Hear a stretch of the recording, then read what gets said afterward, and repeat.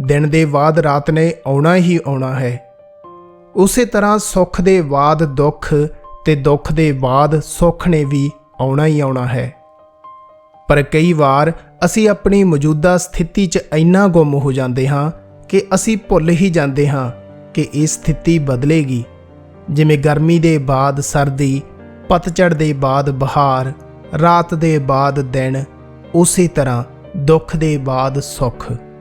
बस लोड़ है तां यकीन करन दी, लोड़ है तां सबर दी। सबर दे नाल ही सब कुछ सिरजिया जाता है। जिसने अपने अंदर सबर समा लिया उस दे लई ये संसार, ये ब्रह्मंड सब छोटा हो जाता है ते वो इस ब्रह्मंड, इस संसार तो भी वड्डा हो जाता है। अपने आप नूं कदे भी अपनियां सोचां दियां हद्दां दे विच सीमित ना करो। इस गल नूं समझाउण लई एक छोटी जी कहानी मैं तुहाडे नाल सांझी करदा। एक वारी एक राजे ने पूजा करवाउण लई कई ब्राह्मणां नूं सद्दिया। पूजा पूरी होण दे बाद राजे ने उन्हां ब्राह्मणां नूं कहा कि मैं तुहानूं कुछ दान देना चाहुंदा हां, पर अगर मैं तुहानूं अपनी मर्जी नाल दान दिता तां वो दान छोटा होवेगा। इसलिए मैं चाहुंदा हां कि तुहाडा दान तुसी खुद चुनो। राजे ने उन्हां नूं कहा कि कल तुहानूं इस राज दे सब तो उपजाऊ हिस्से दे विच छड्ड दिता जावेगा। तुसी जिन्नी ज़्यादा जमीन दे आले दुआले वलगण मार लवोगे उन्नी ही जमीन तुहाडी हो जावेगी। सारे ब्राह्मण बड़े खुश।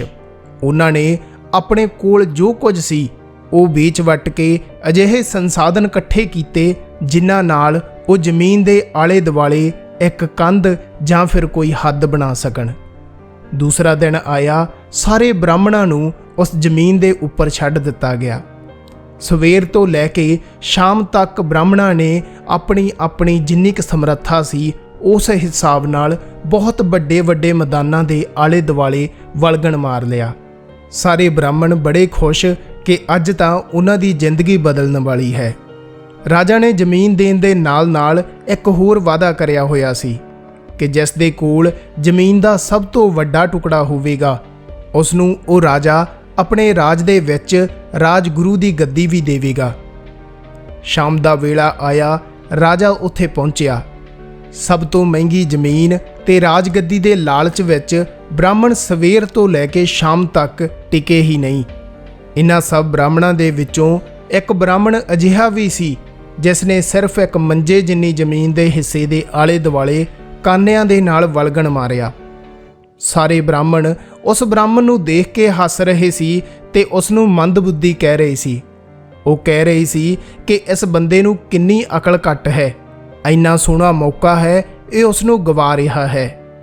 शाम नूं राजा उत्थे पहुंचिया। राजा ने पूछया कि सब तो वड्डा जमीन दा टुकड़ा किस कोल है। उही ब्राह्मण जिसने सिर्फ मंजे जिन्नी थां दे आले दुआले कानियां नाल वलगण मारिया सी उठ खड़ा होया ते कहा कि सब तो वड्डा जमीन दा टुकड़ा मेरे कोल है।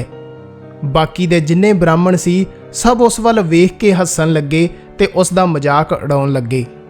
राजा तक ये गल पहलां ही पहुँच चुकी सी कि इस ब्राह्मण ने सिर्फ मंजे जिन्नी थां दे आले दुआले ही वलगण मारिया है। राजा भी हैरान सी कि इसने इन्ना वड्डा दावा किवें कर दिता, पर क्योंकि राजा ने जवान करी हुई सी इसलिए राजा उस दे नाल तुर पिया। सारे ब्राह्मण बड़े हैरान कि ये किहड़े जमीन दे टुकड़े नूं दिखावेगा, सिर्फ मंजे जिन्नी तां थां है। सारे ब्राह्मण आपस दे विच गल्लां कर रहे सी ते उस ब्राह्मण ते हस रहे सी। तुरदे तुरदे वो उस ब्राह्मण दी जमीन दे उस टुकड़े तक पहुंचे जिथे उसने वलगण मारिया होया सी। बाकी दे ब्राह्मण होर उच्ची उच्ची हसन लग पए क्योंकि जो उसने वलगण मारिया सी कानियां दे नाल राजे दे आउण तो पहलां उसने वो वलगण भी मचा दिता सी। हुण उत्थे कोई वलगण है ही नहीं सी। राजा उसनूं पुछण लगा कि दिखाओ जिस जमीन दे टुकड़े ते तुसी वलगण मारिया होया है। वो बोलिया कि राजन, अगर मैं किसी जमीन दे टुकड़े ते वलगण मार लैंदा तां मैं किसी एक हद दे विच सीमित हो जांदा। जिहड़ी चीज़ हद दे विच आ जावे वो कदे विशाल नहीं हुंदी। विशालता वो है जिस ते कोई हद ही ना होवे। उस ब्राह्मण ने कहा कि अगर मैं इत्थे कोई हद बना दिंदा तां मेरी जमीन दा टुकड़ा विशाल नहीं हो सकदा सी। ਉਹ ਉਸ ਹੱਦ ਦੇ ਵਿੱਚ ਸੀਮਤ ਰਹਿੰਦਾ, ਪਰ ਕਿਉਂਕਿ ਹੁਣ ਕੋਈ ਹੱਦ ਹੀ ਨਹੀਂ, ਇਸ ਲਈ ਮੇਰੀ ਜ਼ਮੀਨ ਦਾ ਟੁਕੜਾ ਸਭ ਤੋਂ ਵਿਸ਼ਾਲ ਹੈ। ਜਿਸ ਚੀਜ਼ ਤੇ ਹੱਦ ਲੱਗ ਗਈ ਉਹ ਕਦੇ ਵਿਸ਼ਾਲ ਨਹੀਂ ਹੋ ਸਕਦੀ। ਰਾਜਾ ਉਸ ਦੇ ਜਵਾਬ ਤੋਂ ਬਹੁਤ ਪ੍ਰਸੰਨ ਹੋਇਆ।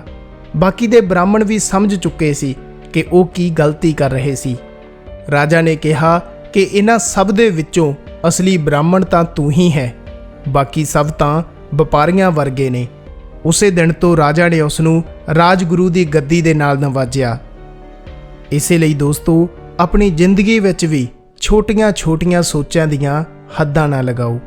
ਆਪਣੇ ਆਪ ਨੂੰ ਕਦੇ ਵੀ ਛੋਟੀਆਂ-ਛੋਟੀਆਂ ਸੋਚਾਂ ਦੀ ਹੱਦ ਦੇ ਵਿੱਚ ਬੰਨ੍ਹ ਕੇ ਨਾ ਰੱਖੋ। ਤੁਸੀਂ ਵਿਸ਼ਾਲ ਹੋ, ਤੁਸੀਂ ਇਸ ਬ੍ਰਹਿਮੰਡ ਤੋਂ ਵੀ ਵੱਡੇ ਹੋ। ਬਸ ਆਪਣੇ ਆਪ ਦੀ ਸੋਚ ਦੇ ਦਾਇਰੇ ਨੂੰ ਵੱਡਾ ਕਰਨ ਦੀ ਲੋੜ ਹੈ। ਜਦੋਂ ਤੁਸੀਂ ਆਪਣੇ ਆਪ ਨੂੰ ਆਪਣੀ ਸੋਚ ਦੀ ਹੱਦ ਦੇ ਵਿੱਚ ਬੰਨ੍ਹ ਲੈਂਦੇ ਹੋ ਤਾਂ ਤੁਸੀਂ ਛੋਟੇ ਹੋ ਜਾਂਦੇ ਹੋ।